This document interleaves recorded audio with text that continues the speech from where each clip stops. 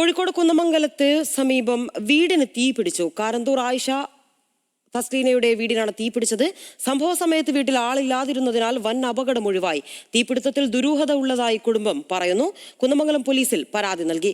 വിവരങ്ങളുമായി ബെൻസൺ ബാബു ചേരുന്നുണ്ട്. ബെൻസൺ, ഇതിപ്പോൾ തീ പിടിച്ചിട്ടുണ്ട്, ഇതിൽ ദുരൂഹതയുണ്ടെന്ന് പറഞ്ഞു. എപ്പോഴായിരുന്നു സംഭവം? എങ്ങനെയാണ് ഈ തീ പടർന്നത് എന്നതിൽ എന്തെങ്കിലും വിവരങ്ങൾ ലഭ്യമായിട്ടുണ്ടോ?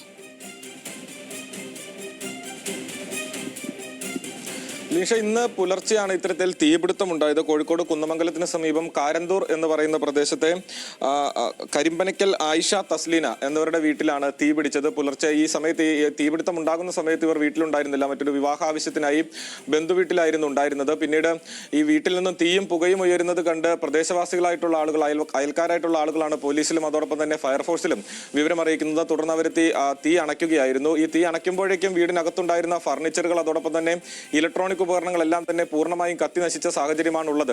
ഈ കുടുംബം ഇതിലൊരു ദുരൂഹത ആരോപിക്കാനുണ്ടായ കാരണം ഈ ഷോർട്ട് സർക്യൂട്ട് അടക്കമുള്ള മറ്റ് ഒരു പ്രശ്നങ്ങളും ഇതുവരെയും പോലീസ് അന്വേഷണത്തിലോ അല്ലെങ്കിൽ മറ്റ് പ്രാഥമിക അന്വേഷണത്തിലോ ഒന്നും തന്നെ കണ്ടെത്താൻ സാധിച്ചിട്ടില്ല. അത്തരത്തിൽ തീപിടുത്തത്തിന്റെ മറ്റ് കാരണങ്ങളൊന്നും തന്നെ കണ്ടെത്താൻ സാധിച്ചിട്ടില്ല. ഒരു ജനാല തുറന്നു കിടക്കുന്ന സാഹചര്യമായിരുന്നു ഉണ്ടായിരുന്നത്. അതുകൊണ്ട് ആ ജനാലയിലൂടെ ആരെങ്കിലും അകത്തേക്ക് തീയിട്ടതാണോ എന്ന സംശയം ഈ വീട്ടുകാർ പ്രകടിപ്പിക്കുന്നുണ്ട്. പോലീസും അത്തരത്തിലൊരു സംശയം പ്രകടിപ്പിക്കുന്നുണ്ട്. അതുകൊണ്ട് തന്നെ ആ പ്രദേശത്തെ CCTV ദൃശ്യങ്ങൾ ഉൾപ്പെടെ കേന്ദ്രീകരിച്ചുകൊണ്ടുള്ള അന്വേഷണത്തിലാണ് നിലവിൽ പോലീസ് ഉള്ളത്. ഇതിലൊരു ദുരൂഹതയുണ്ട് എന്ന് പോലീസ് പറയുന്നുണ്ട്. എങ്കിലും അതിലെ കാരണം അല്ലെങ്കിൽ അതിന്റെ ആരെങ്കിലും തീയിടാനുണ്ടായ സാഹചര്യം അങ്ങനെ എന്തെങ്കിലും കാരണം ഉണ്ടെങ്കിൽ അതും പോലീസ് പരിശോധിക്കുന്നുണ്ട്. പക്ഷേ അത്തരത്തിൽ ശത്രുക്കളൊന്നും തന്നെ ഉള്ളതായി വീട്ടുകാരും പറയുന്നില്ല. എന്താണെങ്കിലും ഇതിലെ ഒരു ദുരൂഹത പോലീസ് കാര്യമായി തന്നെ അന്വേഷിക്കുന്നുണ്ട്.